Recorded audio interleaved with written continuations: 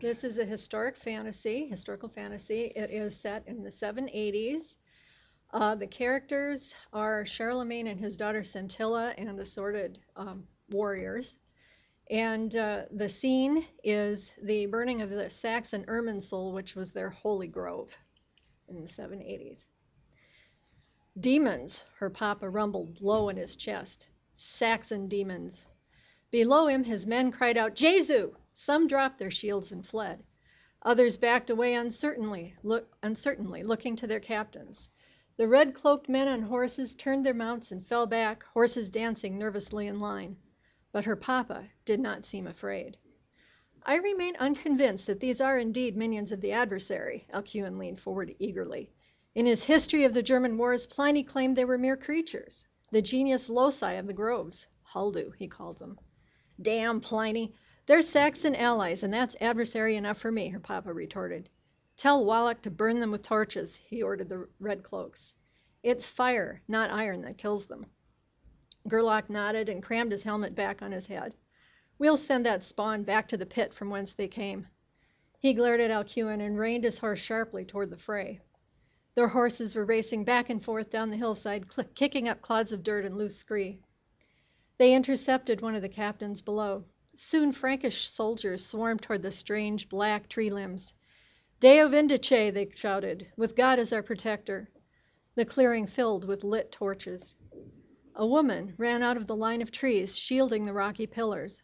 Unclothed, her flesh was white as newly carven marble. Her eyes were a milky opal blue. Her long, fox-red hair streamed behind her as she raced to the black tree limbs and tried to pull them forward. One by one, she tugged at them frantically, urging them on. With a shock, Centilla realized the things the woman tugged on were people. Rough, shaggy-skinned men with bright green eyes, crooked black limbs, and root-like tails, like figures Centilla might scratch in the dirt with a stick. The woodmen were heavy and slow.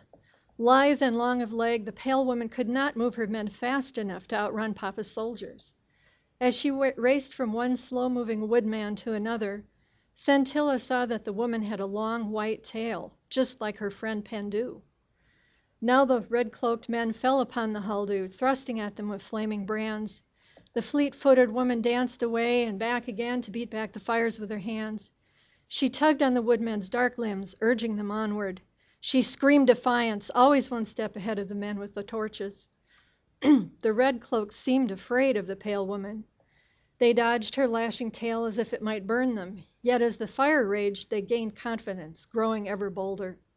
There were many of them and only one single woman fighting back.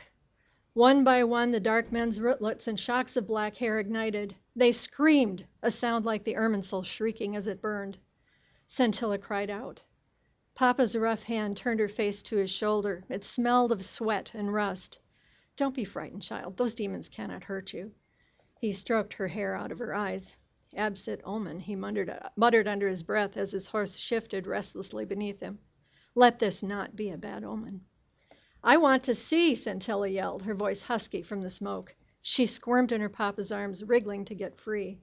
Then Papa's men roared. Weapons clashed with a terrible clangor. Bloodied Saxons regrouped, streaming from behind rocks and trees, a ragged line of men.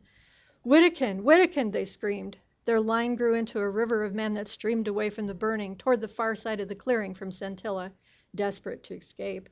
Hedge them in, Papa bellowed. Send Wallach's third to cut them off. But Papa's orders came too late to stop the Saxons fleeing back into the woods. As he shouted at his captains, his grip loosened. Centilla turned in her papa's arms, turned to see the pale woman and her woodmen down below. The dark men had ringed themselves around their lady, even as they burned. They spat at the red cloaks, and where their spittle landed, cloth or flesh bubbled and smoked. The Frankish soldiers backed away, cloaks wrapped around arms smoking from the woodmen's spit.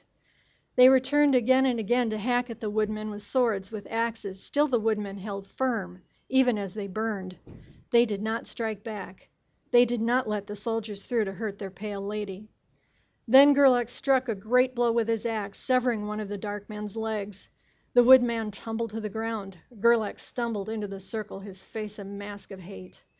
The pale woman turned to face him, her long white tail twined together with the dark tails of her men.